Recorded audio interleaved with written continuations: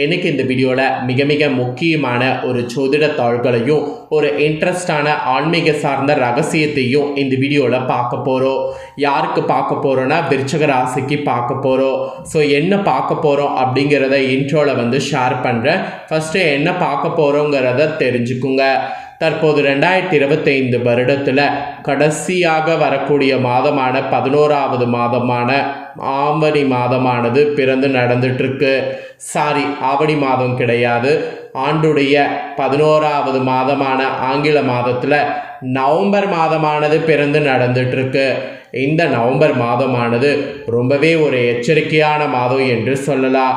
ஏன்னா ஆன்மீக ரீதியாக ஜோதிட ரீதியாக நிறைய முக்கியமானதாக இந்த மாதம் இருக்கும். அதனால் இந்த மாதம் அந்த மாதிரி முக்கியமானது என்று சொல்லலாம். இந்த மாதத்தில் ஒரு முக்கியமான நாளுன்னு பார்த்திங்கன்னா நவம்பருடைய 5ஆம் தேதியை சொல்லலாம். ஏன்னா அன்னைக்கு தான் இந்த ஆண்டுடைய ஐப்பசி பௌர்ணமியானது வந்திருந்தது.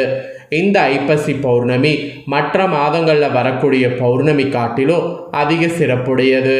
இந்த பௌர்ணமி வந்து முடிந்தாலும் பௌர்ணமியுடைய சூத காலம் இன்னும் கொஞ்ச நாளைக்கு இருக்குது.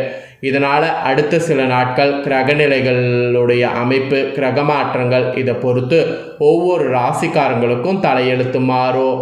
அப்படி மாறக்கூடிய தலையெழுத்தை அந்தந்த ராசிக்காரங்க தெரிஞ்சு பலனடையணுங்கிறதுனால ஒவ்வொரு ராசிக்கும் என்ன தலையெழுத்து அப்படிங்கிறத ஷேர் பண்ணிகிட்ருக்கேன்.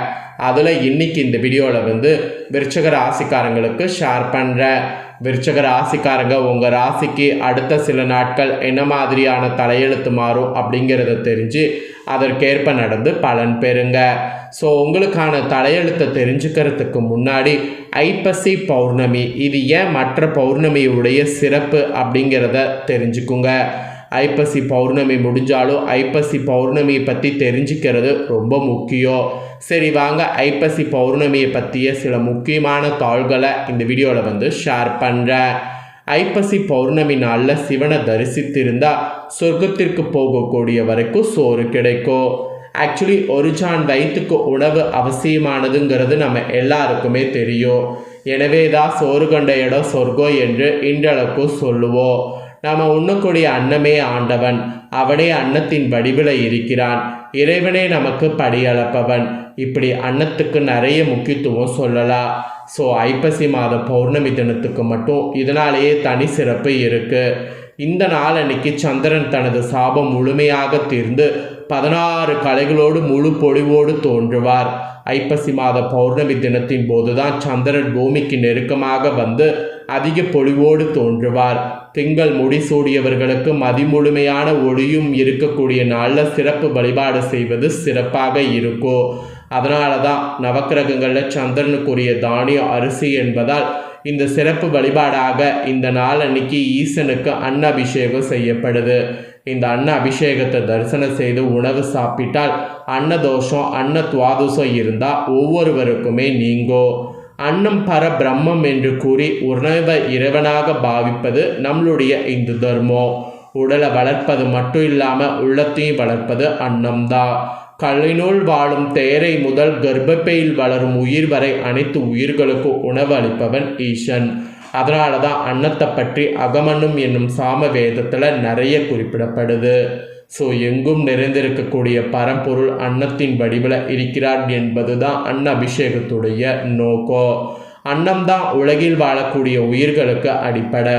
உயிர்களை படைத்ததோடு மட்டும் இல்லாமல் அவை உண்பதற்கான இறையையும் படைத்தருளிய இறைவனுக்கு நன்றி கூறும் விதமாக ஐப்பசி மாத பௌர்ணமி தினத்தில் அன்ன அபிஷேகம் செய்யப்படுது. ஸோ ஐப்பசி மாத பௌர்ணமி தினத்துக்கு மட்டும் தனி சிறப்பு இருக்க காரணம் இதுதான். இது மட்டும்தான் காரணமா என்றால் அதுதான் இல்லை, வேறொரு காரணமும் இருக்குது. அது சிவபெருமான் நிகழ்த்திய திருவிளையாடல். அது என்னங்கிறத சொல்கிறேன், வாங்க பார்க்கலாம். பிரம்மனுடைய கர்வத்தை அடக்க நினைத்த சிவபெருமான் பிரம்மாவின் ஒரு தலையை கொய்து விடுவார். துண்டிக்கப்பட்ட தலை சிவபெருமானுடைய கையை கவ்விக்கொள்ள அவரை பிரம்மஹத்தி தோஷம் தொற்றிக்கொள்ளும்.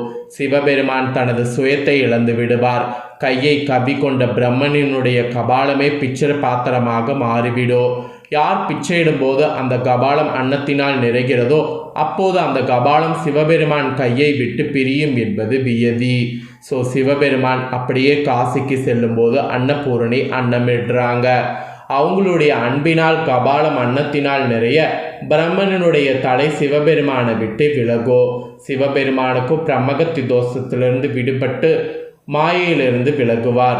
ஸோ அன்னபூரணி சிவபெருமானுக்கு இந்த மாதிரி அன்னமிட்ட தினம் ஐப்பசி மாத பௌர்ணமி. அதனால தான் சிவபெருமானுக்கு மற்ற பௌர்ணமி விட ஐப்பசி மாத பௌர்ணமி தினத்தில் அன்னபிஷேகம் செய்யப்பட்டது.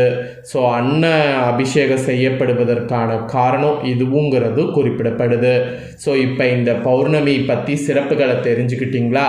இப்பேற்பட்ட பௌர்ணமியில் நலம் தர்ற மாதிரி கிரகங்கள் எப்படி அமைஞ்சிருக்கு, உங்கள் ராசிக்கு என்ன மாதிரி கிரகமாற்றம் இருக்குது, அதனால் இந்த பௌர்ணமிக்கு பிறகு இனி உங்களுக்கு என்ன பலன் கிடைக்குங்கிறத வாங்க இப்போ அதிரடியாக இந்த வீடியோவில் பார்க்கலாம். ஃபஸ்ட்டு கிரகநிலைகள் எப்படிங்கிறது சொல்கிறேன், தெரிஞ்சுக்குங்க. ராசியில் செவ்வாய், சுகஸ்தானத்தில் சனி வகரத்தோடு கூட ராகு, பாக்கியஸ்தானத்தில் குரு, தொழில் ஸ்தானத்தில் கேது, லாபஸ்தானத்தில் சுக்கிரன், விரயஸ்தானத்தில் சூரிய புதன், இந்த மாதிரி கிரகநிலைகள் உங்களுக்கு அமைஞ்சிருக்கு. கிரகநிலைகள் இப்படி அமையிறதோட மட்டும் இல்லாமல் கிரகமாற்றமும் இந்த பௌர்ணமிக்கு பிறகு இருக்குது. கிரகமாற்றம் ஃபஸ்ட்டு நவம்பர் 16 அன்னைக்கு அயனசைன போகஸ்தானத்திலிருந்து சூரியன் ராசிக்கு மாறுறாரு. அப்புறம் 17 அன்னைக்கு அயனசைன போகஸ்தானத்தில் புதன் பகவான் வக்ர நிவர்த்தி அடைகிறார். அதே 17 அன்னைக்கு சுகஸ்தானத்தில் சனி பகவான் வக்ர நிவர்த்தி அடைகிறார். இதோடு நவம்பர் 27 அயனசைன போகஸ்தானத்திலிருந்து சுக்கிர பகவான் ராசிக்கு மாறுறார். இந்த மாதிரி கிரகமாற்றங்கள் இருக்குது. கிரகநிலைகள், கிரகமாற்றங்கள் இதெல்லாம் வைத்து உங்களுக்கு இந்த பௌர்ணமியுடைய சூதகால பலன்கள் இதுதான் என்பது குறிப்பிடப்பட்டிருக்கு. ஸோ என்ன பலன்கள் அப்படிங்கிறத இப்போ நான் சொல்கிறத தெளிவாக நோட் பண்ணி இந்த பலன்களுக்கேற்ப நடந்து பலன் பெறுங்க. இந்த பௌர்ணமி பார்த்திங்கன்னு வச்சுங்களேன், அறிவுத்திறனை உங்களுக்கு அதிகரிக்கும். உங்களுடைய பேச்சு மற்றவரை மயக்குவது போல் இருக்கும். ருசியான உணவை உண்டு மகிழ்ச்சியாக இருப்பீங்க. மன நிம்மதி உங்களுக்கு கிடைக்கும். சாமர்த்தியமாக காரியங்கள் செய்தீங்கன்னா வெற்றி பெறுவீங்க. ஸோ பலன்களாக உங்களுக்கு இதெல்லாம் தான் கிடைக்கும் என்பது குறிப்பிடப்படுது. இதில் தொழில் வியாபாரம் செய்யக்கூடிய உங்களுக்கு முன்னேற்றம் காண போகிறீங்க. தொழில் வளர்ச்சிக்காக சில திட்டங்களை செயல்படுத்த முடிவெடுப்பீங்க. பணவரவு திருப்தி தரும். வியாபார ஸ்தலத்திற்கு புதிதாக இடம் வாங்குவீங்க. இதெல்லாம் கூட உங்களுக்கு சாத்தியம். அப்புறம் உத்தியோகத்தில் இருப்பவர்களுக்கு செயல் திறமையானது கூடும். பயணங்கள் செல்ல வாய்ப்புகள் நேரிடும். பணி நிமித்தமாக அலைய வேண்டியது இருக்கும், அது மட்டும் கொஞ்சம் பார்த்துக்குங்க. அந்த பணி நிமித்தமாக அலையும் போது அந்த அலையிறத கொஞ்சம் நீங்கள் மேனேஜ் பண்ணிங்கன்னா கரெக்டாக இருக்கும். அப்புறம் குடும்பத்தில் நிம்மதி ஏற்படும். சுற்றத்தினருடைய வருகை இருக்கும். கணவன் மனைவிக்கிடையே அன்பு கூடும். பிள்ளைகள் மூலம் மனமகிழ்ச்சி ஏற்படும். குடும்ப வருமானம் அதிகரிக்கும். வீட்டுக்கு தேவையான பொருட்களை வாங்கி மகிழலாம். உறவினர்கள், நண்பர்கள் மூலம் ஆதாயம் இந்த பௌர்ணமிக்கு பிறகு பெறுவீங்க. பெண்களுக்கு கூட அறிவுத்திறன் அதிகரிக்கும். இனிமையான வார்த்தைகளால் சிக்கலான காரியத்தை கூட எளிதாக செய்து முடிக்க முடியும். அதை ஃபாலோ பண்ணுங்க. அப்புறம் கலைத்துறையில் இருக்கிறவங்களுக்கும் உங்கள் கௌரவம் உயரும். விரும்பிய பதவி கிடைக்கும். வழக்கு விவகாரங்கள்லாம் உங்களுக்கு சாதகமாக இருக்கும். கைவிட்டு போன பொருட்கள் மீண்டும் கிடைக்க வாய்ப்பு இருக்குது. அப்புறம் அரசியலில் உள்ளவர்களுக்கு தீவிர முயற்சியின் பேரில் புதிய ஒப்பந்தங்கள் கிடைக்கும். உங்கள் திறமைக்கு ஏற்ற புகழ், பாராட்டு கிடைக்காமல் போகலாம். மாணவர்களுக்கும் கல்வியில் முன்னேற்றம் உண்டாகும். எதிர்காலத்தை கருத்தில் கொண்டு சில திட்டங்களை ஆலோசிப்பது நல்லது. ஸோ இந்த மாதிரி தான் நீங்கள் இந்த பௌர்ணமியிலேருந்து இருக்கணுங்கிறது குறிப்பிடப்பட்டிருக்கு. இதற்கேற்ப நடந்து பாருங்கள், நல்லதே நடக்கும். உங்கள் நட்சத்திரத்துக்கேற்ப பார்க்கும்போது விசாக 4ஆம் பாதத்தில் பிறந்தவங்களுக்கு இந்த பௌர்ணமியினால குடும்பத்தில் இருந்த சிக்கல்கள் தீரும். உத்தியோகத்தில் இருப்பவர்களுக்கு வீண் அலைச்சல் குறையும். மற்றவர்கள் மூலம் உதவி கிடைக்கும். குடும்பத்திற்கு தேவையான பொருட்களை வாங்கி மகிழ்வீங்க. கணவன் மனைவிக்கிடையே இருந்த கருத்து வேற்றுமை நீங்கும். அப்புறம் அனுஷமில் பிறந்த நட்சத்திரக்காரர்களுக்கு இந்த பௌர்ணமினால் வாழ்க்கையில் சந்தோஷம் அதிகரிக்கும். பிள்ளைகளால் கௌரவ அந்தஸ்து உயரும். தூக்கமும் துன்பமும் நீங்கும். தடைப்பட்ட காரியங்களில் இருந்த தடை நீங்கி சாதகமாக நடந்து முடியும். தேவையற்ற மருத்துவ செலவு ஏற்படக்கூடும். வீடு பூமி மூலம் வர வேண்டிய வருமானம் தாமதப்படலாம். ஸோ பார்த்துக்குங்க. அப்புறம் கேட்டயத்தில் பிறந்தவங்களுக்கு சொல்லப்பட்டிருக்கு, உங்களுக்கு இந்த பௌர்ணமியிலிருந்து வாழ்க்கை துணையோடு விவாதம் உண்டாகும். தொழில் வியாபாரத்தில் ஈடுபட்டு இருப்பவங்க அவசர முடிவுகள் எடுப்பதை தவிர்ப்பது நல்லது. உத்தியோகத்தில் இருப்பவங்க வீண் அலைச்சலையும் காரிய தாமதத்தையும் சந்திக்க வேண்டியது இருக்குது. ஸோ அதை மட்டும் கொஞ்சம் பார்த்துக்குங்க.